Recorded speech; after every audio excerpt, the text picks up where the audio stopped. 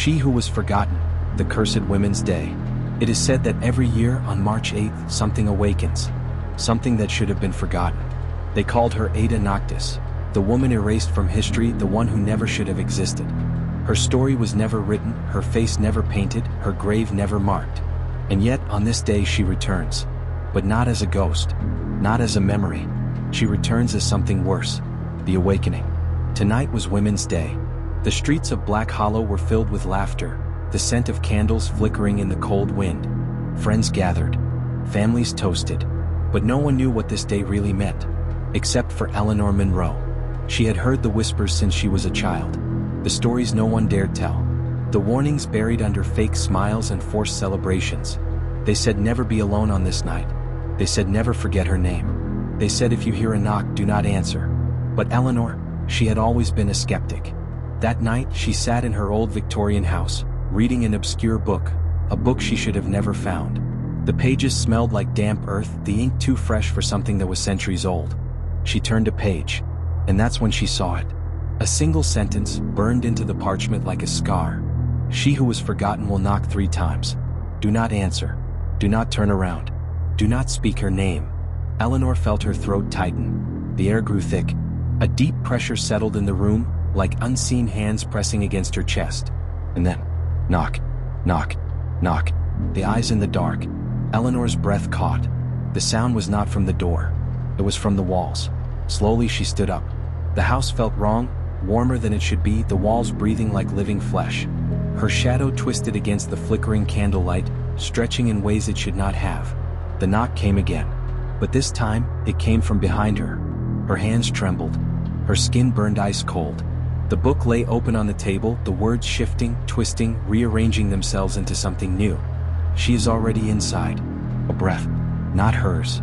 A presence, not human. Eleanor wanted to run. She wanted to scream. But something told her, if she moved, if she even blinked, she would see it. And she could never unsee it. The candlelight flickered, and in its glow, something watched her. A shape in the corner. A woman, but not a woman. Her face was blurred, her body shifting between flesh and shadow. And her eyes.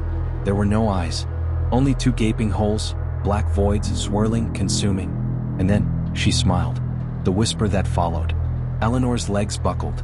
Her mind screamed this is not real, but the pain in her chest was. The thing stepped forward. Her movements were not human, glitching, as if reality itself was rejecting her presence. She opened her mouth, and from the abyss of her throat, a voice leaked out. Not a whisper, a memory, 100 voices, 1,000 cries, all at once. You forgot me. The walls shuddered. The floor split beneath Eleanor's feet. The whisper crawled into her head, pushing, pulling, unmaking her thoughts. And then, a hand. Ice-cold fingers slid down her spine. Something gripped her shoulder. She couldn't move. She couldn't breathe. The room melted into black. The voices screamed. Now they will forget you. And with one final breath, Eleanor was gone. The cursed Women's Day. They found her house 3 days later. The door was locked from the inside. The windows nailed shut. But Eleanor was nowhere to be found. The only thing left behind was her book, open to a single page.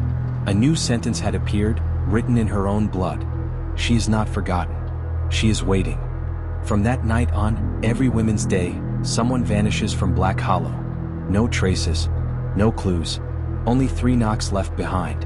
And if you ever hear them, do not answer, do not turn around, do not speak her name, because once you do, she will never let you go. Are you alone? The story ends here, but the feeling does not. Check your surroundings. Listen closely. If you hear knocking tonight, it's already too late.